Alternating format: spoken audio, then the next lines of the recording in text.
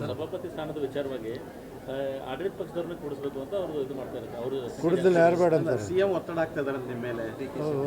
ಹಾಸ್ಪಿಟಲ್ನಾಗಿದ್ರು ಕರೆ ಮಾಡಿ ಇಲ್ಲಿವರೆಗೆ 1956ರಿಂದ ಇಲ್ಲಿವರೆಗೆ ಒಬ್ಬ ಸಭಾಪತಿ ಮೇಲೆ ಅವಿಶ್ವಾಸ ನಿರ್ಣಯ ಮಂಡಿಸಿಲ್ಲ.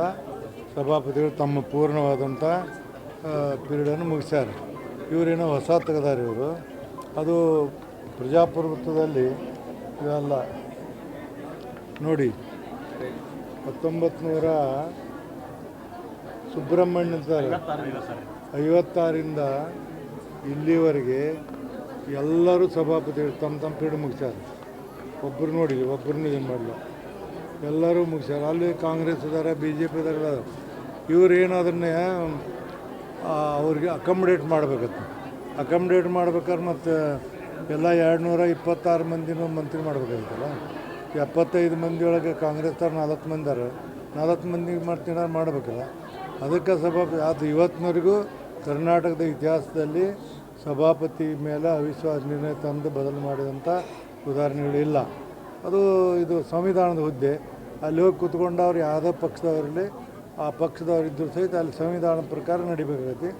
ಯಾರು ಸಭಾಪತಿ ಇದ್ದೀನೋ ಅವರಿದ್ದು ಅಂದ್ರೆ ಅವ್ರ ಪರವಾಗಿ ಮಾಡ್ಬೇಕಂತೇಳಿ ಅವ್ರನ್ನ ಮಾಡೋಕ್ಕಾಗತ್ತೆ ಅನ್ನೋದು ಆಗೋದಿಲ್ಲ. ಅಲ್ಲಿದ್ದವ್ರು ಪಕ್ಷಾತೀತವಾಗಿರಬೇಕು. ಮತ್ತು ನಾನು ಇಡೀ ಭಾರತ ದೇಶದಲ್ಲಿನ ಅತ್ಯಂತ ಸೀನಿಯರ್ ಅಂತೆ 48 ವರ್ಷ ಸುದೀರ್ಘವಾದಂಥ ನನ್ನವರು ಚೇಂಜ್ ಮಾಡ್ತಾರಂದ್ರೆ ಬಹುಮತ ಐತಿ ಅಂತಂದ್ರೆ ಏನು ಮಾಡ್ತಾರೆ ಮಾಡಲಿ. ನಾನು ಅದ್ರ ಬಗ್ಗೆ ವಿಚಾರ ಮಾಡೋದು ನೋಡ್ತೀನಿ. ಸಿಚುವೇಶನ್ ಮೇಲೆ ನಾನು ತೀರ್ಮಾನ ಮಾಡ್ತೀನಿ. ಸರಿಯಲ್ಲ ಅಂತ ಹೇಳ್ತೀನಿ. ಅವ್ರು ಒತ್ತಡ ಹಾಕ್ತಾರೆ ಸರಿಯಲ್ಲ ಅಂತೀರಿ. ಒತ್ತಡ ಹಾಕೋದಲ್ಲ, ಯಾವಾಗಾದರೂ ಸಂವಿಧಾನ ಪೀಠದಲ್ಲಿದ್ದಂಥವ್ರನ್ನ ತೆಗೆಯುವಂಥದ್ದು ಅಥವಾ ಅವಿಶ್ವಾಸ ನಿರ್ಣಯ ಎದಕ್ಕೆ ಮಂಡಿಸ್ತೀರಿ? ಕಾರಣ ಬೇಕು.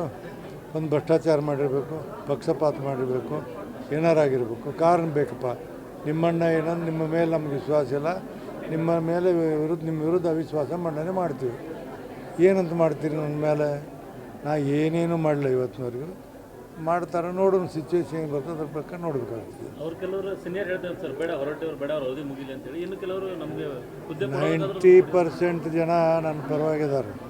ಅವರು ಸದನ ಸರಿ ನಡೆಸ್ತಾರೆ, ಸಾರ್ವಜನಿಕರು ಹೇಳ್ತಾರೆ, ಮಾಧ್ಯಮದವ್ರು ಹೇಳ್ತಾರೆ, ಅವ್ರದ್ದೇ ಆದಂಥವ್ರು ಸೀನಿಯರ್ ಮಂದಿ ಹೇಳ್ತಾರೆ.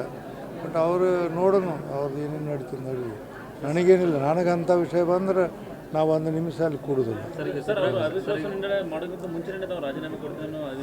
ಅದ್ರ ನೋಟಿಸ್ ನಾನು ನೋಡಿನಿ ಅಂದ್ರೆ 1 ಸೆಕೆಂಡ್ನಲ್ಲಿ ರಾಜೀನಾಮೆ ಕೊಟ್ಟು ಮನೆಗೆ ಬರ್ತೀನಿ. ನನ್ನ ಗೌರವಕ್ಕಿಂತ ದೊಡ್ಡದಲ್ಲ. ಎಲ್ಲ ಸ್ಥಾನಮಾನ ಉಂಡಿನಿ, ಎಲ್ಲ 4-5 ಖಾತೆ ಮಂತ್ರಿ ಆಗಿದ್ದೀನಿ, 3 ಸಭಾಪತಿ ಆಗಿದ್ದೀನಿ, ಈಗ ಸರಿ ಶಾಸಕನಾಗಿದ್ದೀನಿ, ಎಲ್ಲವನ್ನು ಉಂಡು. ಬಟ್ ಗೌರವಕ್ಕಿಂತ ದೊಡ್ಡದಲ್ಲ. ಗೌರವದಲ್ಲಿದ್ದ ಸ್ಥಾನದಲ್ಲಿದ್ದಂಥವ್ರನ್ನ ಅಗೌರವ ಮಾಡೋ ಪದ್ಧತಿ ಒಳ್ಳೆಯದಲ್ಲ. ನಾ ಅಗೌರವ ಮಾಡಿಸ್ಕೊಳ್ತಾ ಇಲ್ಲ, ಮತ್ತು ನನ್ನ ಎಥಿಕ್ಸನ್ನು ನಾ ಬಿಡೋದಿಲ್ಲ. ಸರ್, ಈಗ ಇನ್ನೊಂದು ಸಿದ್ದರಾಮಯ್ಯ ಅವರು 2028ನೇ ಚುನಾವಣೆ ನಿಲ್ಲಲ್ಲ ಅಂತ ಚುನಾವಣಾ ರಾಜಕೀಯ ನಿವೃತ್ತಿ ಘೋಷಣೆ ಮಾಡಿದ್ದಾರೆ. ಅದು ನಾನು ನಿವೃತ್ತಿ ಆಗಲ್ಲ ಅಂತೀರ? ನಾನು ನಿವೃತ್ತಿ ಆಗ್ತೀನಿ. ಇಲ್ಲ,